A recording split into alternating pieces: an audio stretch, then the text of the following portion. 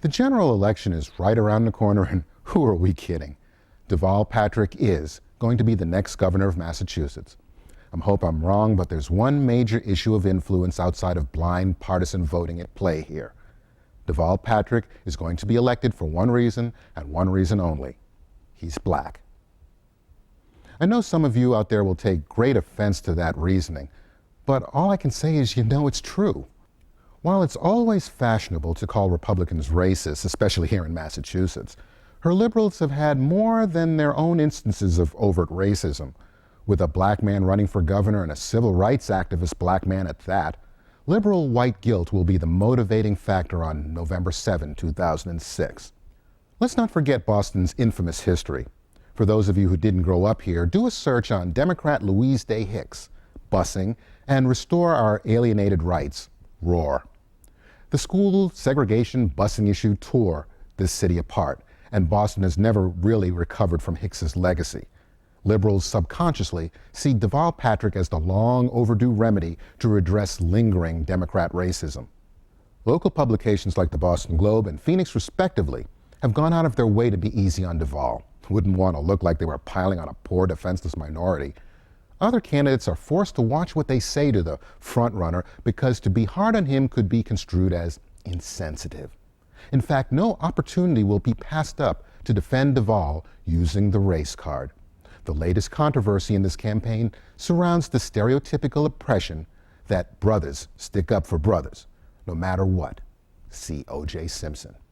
According to Andrea Estes of the Boston Globe, Deval L. Patrick, who a week ago said his sole involvement in a campaign to free a convicted rapist was a letter he wrote more than a decade ago, acknowledged last night that he made a financial contribution in 2001 to help pay for a DNA test the inmate hoped would free him from prison.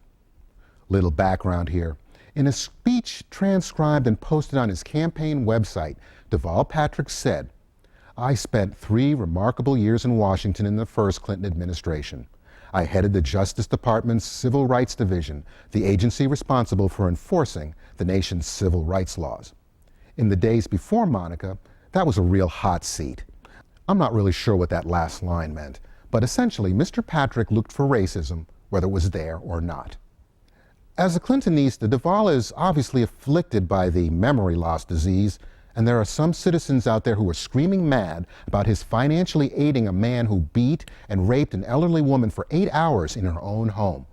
Earlier yesterday, Patrick said he had absolutely no memory of contributing to the effort. But late last night, an aide to Patrick said that after reviewing the thank you letter, it appeared that Patrick made the financial contribution. Asked why Patrick's description of his involvement has changed over the past week, Patrick's senior advisor, Doug Rubin, said that Patrick, at first, didn't recall the details of the case. Don't that bring back memories? Laguerre, who was convicted of binding and raping a 59-year-old neighbor in Leominster for 8 hours in 1983, is serving a life sentence at the maximum security Sousa Baranowski Correctional Center in Shirley. He has long maintained his innocence. Many lawyers, educators, and public officials have supported Laguerre, but the support dwindled after a 2002 DNA test linked him to the crime.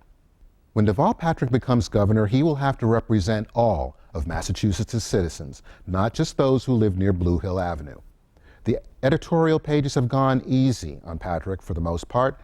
Mike Dukakis was raked over the coals because of Willie Horton, but when a brother is defending a brother, it must be because there is no way a black man can receive justice, especially here in Massachusetts.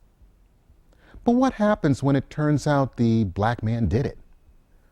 An honorable person will admit his or her mistakes, even in the midst of a political campaign. This can be regarded as a plus. However, people associated with Clinton never seem to be able to admit when they're wrong, and Deval continues to defend his espousal for Laguerre to this day. I don't think it was a mistake. I'm proud of what I did. Deval has made few statements to date in support of the real victim. He probably has the victims mixed up. Asked whether he would still advocate on Laguerre's behalf knowing what you know now, he replied in the affirmative. Patrick did not elaborate. Later, an aide explained that Patrick would advocate for Laguerre again because he may not receive a fair trial. Laguerre, Patrick said, had raised serious issues, alleging that racism may have been a factor in the jury's decision to convict.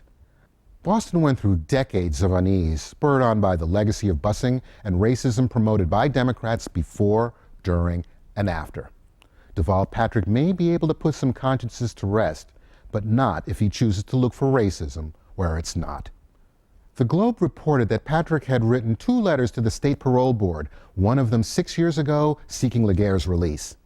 Patrick also wrote 2 personal notes to Laguerre in prison, but it gets better. According to the Globe, which is only relaying the words of others to avoid criticism, Carrie Healy campaign workers attended Patrick's press conference, handing out a news release pointing out Patrick's ties to Laguerre.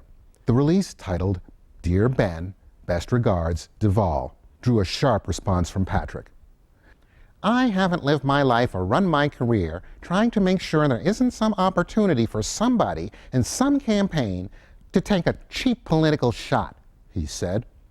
"Let me just say, as much as I respect the lieutenant governor, that this is a cheap political shot." In other words, don't throw my words back in my face. That's racist. This is a political campaign, but as I am black, to remind people of previous poor judgment on my part is a cheap shot, which in this case is a code for racist.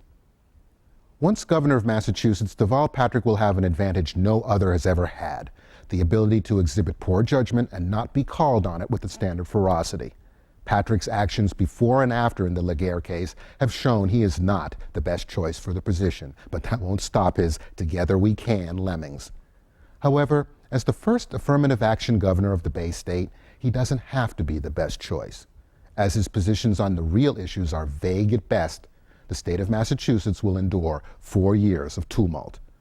Patrick's liberal agenda will be codified with the aid of a Democrat legislative supermajority on Beacon Hill. When more businesses and productive citizens leave Massachusetts, Patrick will be the last person to be blamed. To do so would be considered racist, and that's the beauty of his campaign today. Tim Murray is not Deval Patrick's running mate. Political correctness is, and in a dark blue state, it's all he really needs.